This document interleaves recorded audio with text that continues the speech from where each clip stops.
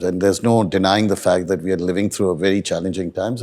But I would like to just step back and say one thing, that frankly, the world is going through a very challenging time. So Pakistan is not alone in this journey. Yes, we have our own unique challenges and situation, but clearly, I think we are living in a very difficult times, and a number of things have sort of come together. So as they say, the perfect storm. The Ukraine war, the super inflation cycle that we all are going through, the backdrop of the COVID supply side shocks, just to name a few. And I think they all have culminated to where we are today. And on top of that, emerging countries with rising dollar, rising oil prices, and with CAD situations are all facing challenges, especially developing economies like Pakistan. So while it's always, it's not an excuse not to take the necessary actions, it's something that we should not feel, we should look around and see how other countries are dealing with this. And inshallah, this shall pass too. I'm a firm believer of this, though we will need to make some concrete steps will be required. And inshallah, I'm very confident that we'll come out of it. To your question of banking sector, I think banking sector will have to has and will play a pivotal role in driving us out of these challenges. People look at the banking sector from a number of ways, and clearly I think for us to come out of this, we need to support the trade, because one of the main reasons for, if you really look at everything around, and there are a number of challenges, and again, in interest of time, I'm not going to get into this, but if you look at it, it's ultimately a current account deficit, where we're short of foreign currency, hard currency. And because of that, our imports are more than our exports, and I think we need to fix that.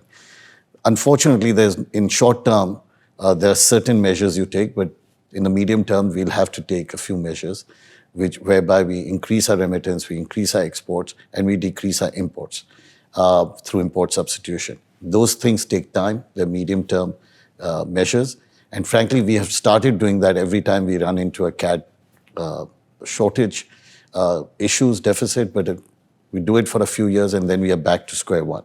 So this time around, I think one key message for all of us stakeholders will be to ensure that these are long-term and they stay in place regardless of how good we are doing as an economy, regardless of which political party is running the country.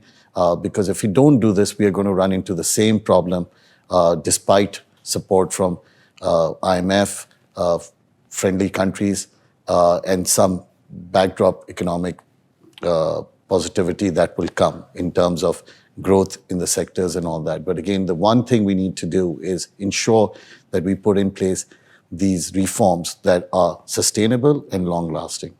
Customers hain to hum hain. If we don't have customers, and customers need to be supported during these difficult times, and believe you me, when you talk to customers, they have an insurmountable amount of challenges. But I think they're also realizing, some of them, that they need to relook at their business models, the business strategy, and really demonstrate leadership on that front. Because the ones who will do it effectively will be the future winners, and the ones who don't adapt, change, and make the necessary changes will indeed face a lot of challenges in the coming years. And we need to make sure that whatever reforms we are doing, they are broad-based, they are across all industries. You cannot penalize just one sector or put the pressure, the load on the documented sector. It has to come across, because if you don't do that, the behavior of the documented sector will change, which can be very detrimental because of all the good stuff that we have done so far. For example, what we have been able to do in the digitization and documentation, I think we are heading in the right direction. But when you see things that are giving room to people to de-document because they feel that because of certain overburdening the documented sector, they will, needless to say, move the other way. And that is the danger that we really need to be mindful of, because if we don't take care of that problem, we can run into serious challenges.